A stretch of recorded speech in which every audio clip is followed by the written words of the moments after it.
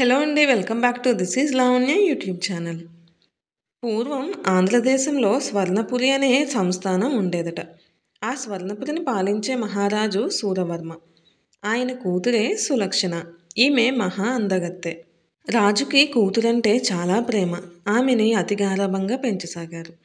అయితే ఒకసారి తూర్పు సముద్రపు తీరపు కొండ ప్రాంతాల్లో ఎడతెరిపి లేకుండా వర్షపాతంతో పాటు పెను తుఫాను గాలులు చెలరేగాయి.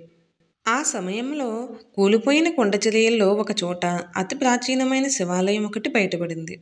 ఆ వార్త ఆ ప్రాంతాన్ని పాలించే స్వర్ణపురి రాజు సూరవర్మకు తెలియవచ్చింది. సూరవర్మ కుమార్తె సులక్షణ గొప్ప శివభక్తురాలు. ఆమె తండ్రితో, నాన్నగారు, తుఫాను తాకిడికి బయటపడిన ఆ పురాతన శైవాలయం మన రాజధానికి అతి సమీపంలోనే ఉండటం మన అదృష్టం. నా పర్యవేక్షణలో అక్కడ 4-5 మాసాల్లోనే శివుడికి అద్భుతమైన ఆలయాన్ని పునర్నిర్మిస్తాను అని అన్నది అమితానందంగా. ఇక శూరవర్మ కూతురు కోరిక కాదనలేక సరైన మంచి ముహూర్తం నిర్ణయించి శివాలయపు పునరుద్ధరణ కార్యక్రమం ప్రారంభించారు. ఇక సులక్షణ రోజులో చాలా భాగం పనివాళ్లకు, శిల్పులకు సూచనలు ఇస్తూ ఆ కొండ వద్దనే గడిపేది. ఒకరోజు మధ్యాహ్నం విశ్రాంతి తీసుకుంటున్న ఆమెకు ఎక్కడి నుంచో అతి మధురమైన మురళీగానం దూరం నుంచి వినవచ్చింది. అందరూ ఎవరి పనుల్లో వాళ్ళున్నారు. ఆమె గానం వస్తున్న దిశగా వెళ్ళింది. ఒకచోట పచ్చిక మైదానంలో కొన్ని గొర్రెలు మేస్తున్నవి. 25 యువకుడొకడు కూర్చుని తన్మయత్వంతో మురళిని వాయిస్తున్నాడు. అతడి అందం చూసి సులక్షణ అమితాశ్చర్యం పొందింది. పాట పూర్తి చేసి కళ్ళు తెరిచిన యువకుడు ఎదురుగా నిలబడి ఉన్న సులక్షణను చూసి ఉలిక్కిపడ్డాడు. ఆమె చిన్నగా నవ్వి, నేను రాకుమారి సులక్షణను. నీ మురళీ పాటను మెచ్చాను. నీ పేరేమిటి అని అడిగింది. నా పేరు గోవిందస్వామి అని ఆ యువకుడు సులక్షణకు నమస్కరించి గొర్రెలను తోలుకుని వెళ్ళిపోయాడు. ఆ రోజు మొదలుకుని సులక్షణ రోజు రహస్యంగా గోవిందస్వామిని కలుసుకుని తన మురళితో తనకు నచ్చిన పాటలు పాడించుకుని వినేది. గోవిందస్వామి ఆమెకు మురళి వాయించడం నేర్పేవాడు. ఆమె అతడికి నాగరికపు ప్రవర్తన, ఎదుటివారితో మాట్లాడాల్సిన తీరు నేర్పేది. నెల తిరిగేసరికి ఇద్దరూ చాలా సన్నిహితులయ్యారు. ఒకనాడు కొద్దిసేపు మురళి వాయించగానే సులక్షణకు పొలిమారి దగ్గు వచ్చిందట. అది చూసి గోవిందస్వామి ఆమెతో, ఇక్కడికి దగ్గరలోనే చిన్నతనం నుంచి నేను ఎరిగిన అవ్వ ఉన్నది. ఆమె గుడిసె వెనుక ఉన్న బావి నీళ్లు కొబ్బరి బోండం నీళ్లలా తీయగా ఉంటాయి అని సులక్షణను కొండ మలుపులో బాట పక్కనే ఉన్న అవ్వ గుడిసె దగ్గరకు తీసుకువెళ్ళాడు. చుట్టూ పచ్చని చెట్లతో, పూల మొక్కలతో పర్ణశాలలా ఉన్న అవ్వ గుడిసె చూసి సులక్షణ చాలా ఆశ్చర్యపోయింది. కాళ్ళ సవ్వడి విని గుడిసెలోంచి బయటకు వచ్చిన అవ్వ సులక్షణను చూసి, ఎవరమ్మా నువ్వు? ఏమీ అనుకోకు. మా గోవిందు అందానికి దీటైన అందగత్తెను ఇన్నాళ్లకు చూశాను అన్నది బోసినోటితో నవ్వుతూ. ఇది విన్న సులక్షణ సిగ్గు ముంచుకు వచ్చిందట. గోవిందస్వామి చెప్పగా అవ్వ గుడిసెలోకి పోయి ఒక లోటాతో నీళ్లు తెచ్చి సులక్షణకు ఇచ్చింది. సులక్షణ నీళ్లు తాగి అవ్వతో, నీ గుడిసె ముందు నేనెన్నడూ ఎరుగని కమ్మని పూలవాసన వస్తుంది. ఆ వాసన నాకెంతో హాయిగా ఉన్నది అన్నది. ఇది పొగడుపూల వాసన అంటూ అవ్వ కింద రాలిన పొగడుపూలు తేరి తెచ్చి సులక్షణకు హారంగా చేసి మెడలో వేసిందట. ఆ తరువాత గోవిందస్వామి ఆమెను వెంటబెట్టుకుని కొండ మలుపు దాకా వచ్చి అక్కడ దిగబిడిచి గొర్రెలను తోలుకుని వెళ్ళిపోయాడు. ఆ రోజే తన పెళ్ళంటూ చేసుకుంటే గోవిందస్వామినే చేసుకోవాలని సులక్షణ నిర్ణయించుకున్నది. అయితే ఆ రాత్రి ఆమె మందిరంలోకి రాజు శూరవర్మ వచ్చి, అమ్మ, ఉదయగిరి యువరాజు మణిదత్తుడు నిన్ను వివాహం ఆడదలచి వర్తమానం పంపించాడు. అతడు అన్ని విధాలా తగినవాడో కాదో చూడాలి కదా. అందువల్ల 2 రోజుల పాటు మన అతిథిగా గడిపి వెళ్ళమని ఆహ్వానం పంపించాను. అతను రేపు సాయంకాలానికి నగరానికి వస్తాడు అని చెప్పాడు. ఆ సమయంలో గోవిందస్వామి ప్రస్తావన తండ్రి ముందు తీసుకురావటానికి సులక్షణకు ధైర్యం చాలలేదు. మరునాటి మధ్యాహ్నం సులక్షణ గోవిందస్వామికి ఈ సంగతి చెప్పి, ఆ యువరాజు మణిదత్తుడికి నేను నచ్చి తీరుతాను. ఒకవేళ తొందరపడి నాన్నకు ఈ మాట చెప్తే ఆయన కాదు అంటే నేను తట్టుకోలేను అన్నది దిగాలుగా. అప్పుడు గోవిందుడు అవ్వను సలహా అడుగుదాం పదా అని అవ్వ దగ్గరకు తీసుకువెళ్ళాడట. ఇద్దరూ అవ్వ గుడిసె వద్దకు వెళ్ళారు.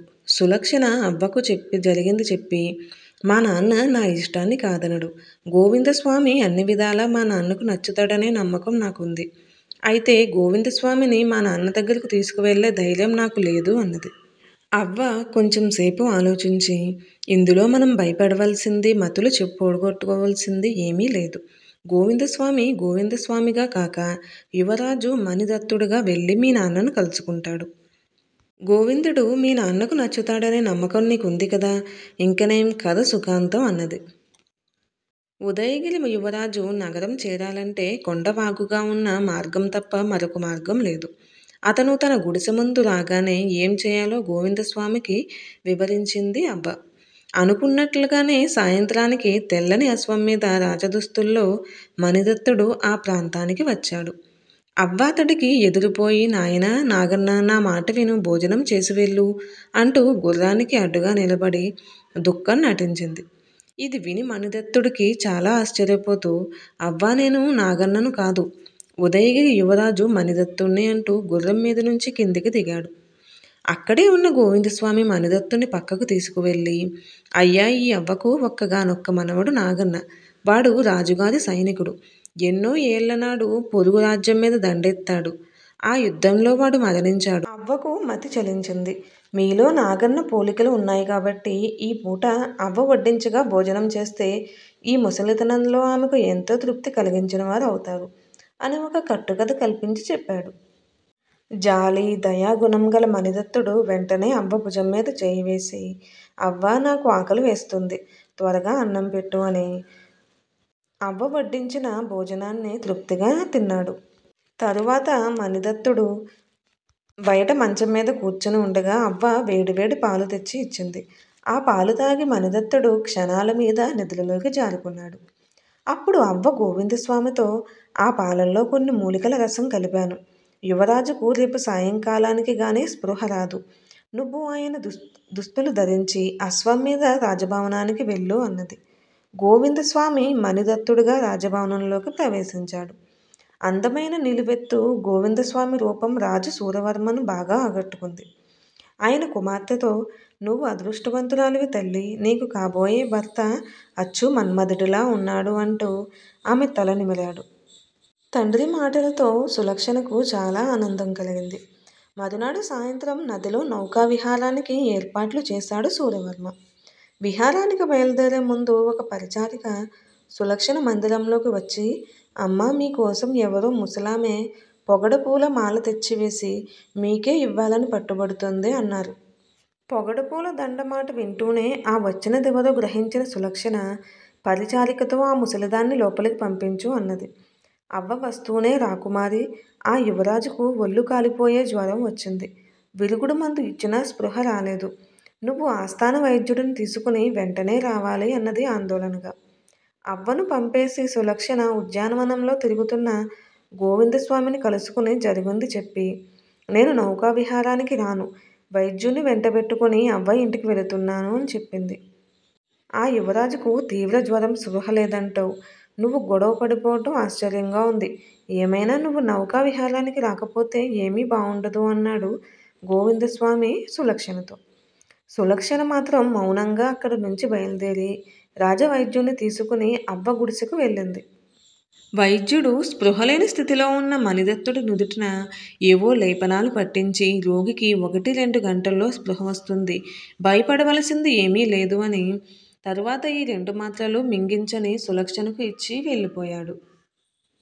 తరువాత రాజవైద్యుడు జరిగిందంతా వింతగానూ అనుమానాస్పదంగానూ తోచడంతో సరాసరి రాజు సూరవర్మకు దగ్గరకు పోయి సంగతంతా వివరించాడు. వెంటనే సూరవర్మ కొద్ది పరివారాన్ని, రాజవైద్యుణ్ణి తీసుకుని అవ్వ గుడిసెకు వచ్చాడు. ఆ సమయంలో మణిదత్తుడు కొంత స్పృహలోకి రావటంతో సూరవర్మ ఏమిటిదంతా అన్నట్టు కుమార్తె కేసి చూశాడు. ఆమె తండ్రి చేయి పట్టుకుని పరివారం నుంచి దూరంగా తీసుకుని పోయి జరిగిందంతా పూసగుచ్చినట్లు చెప్పి, నా ప్రోద్బలం మీదే గోవిందస్వామి యువరాజు వేషంలో మన భవనానికి వచ్చాడు. హఠాత్తుగా అనారోగ్యం పాలయ్యి యువరాజు ఇక్కడ చిక్కుకున్నాడు అన్నది. సూరవర్మకు గోవిందస్వామి అన్ని విధాలా నచ్చి ఉండటంతో ఆయన కుమార్తెపై కోపగించుకోక, ఇటువంటి తొందరపాటు నిర్ణయాలు అన్ని వేళలా సత్ఫలితాలు నివ్వవు.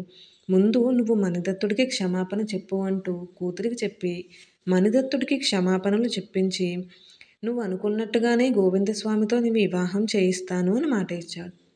కానీ సులక్షణ మాత్రం నేను గోవిందస్వామిని వివాహం చేసుకోను, మణిదత్తుడినే వివాహం చేసుకుంటాను అన్నది. రాజు ఆశ్చర్యంగా అదేమిటి తల్లి అని అడుగుగా, నాదే తప్పైపోయింది నాన్నగారు. గోవిందస్వామి స్వయం ఆలోచన శక్తి లేనివాడు, పైపెచ్చు స్వార్థపరుడు. ముక్కు ముఖం ఎరుగని ఒక ముసలిదాన్ని సంతృప్తిపరిచేందుకు మణిదత్తుడు తను రాజభవనాన్ని వెళ్ళడానికి కూడా వాయిదా వేసుకుని ఆమెను తృప్తిపరచడానికి ఆమె పెట్టినవన్నీ తిన్నాడు. మణిదత్తుడికి స్పృహ కోల్పోయి జ్వరం వచ్చింది అన్న విషయాన్ని నేను చెప్పినా కూడా గోవిందస్వామి అసలు పట్టించుకోలేదు. తను నన్నే కోరుకున్నాడు తప్ప సౌఖ్యాన్ని కోరుకోలేదు. కానీ మణిదత్తుడే మంచి దయా జాలి కరుణ కలవాడు. అందుకని నేను మణిదత్తుడనే వివాహం చేసుకోవాలని అనుకుంటున్నాను అని చెప్పింది. అప్పుడు సూరవర్మ సులక్షణ నిర్ణయాన్ని అంగీకరించి సులక్షణకు మణిదత్తుడికి వివాహం చేయించాడు. ఈ కథ మీకు నచ్చిందా? నచ్చితే తప్పకుండా ఈ వీడియోకి ఒక లైక్ ఇచ్చేసి ఛానల్ని ఎవరైనా కొత్తగా చూస్తున్నట్లయితే సబ్స్క్రైబ్ చేయటం మాత్రం అస్సలు మర్చిపోవద్దు. And thanks for watching.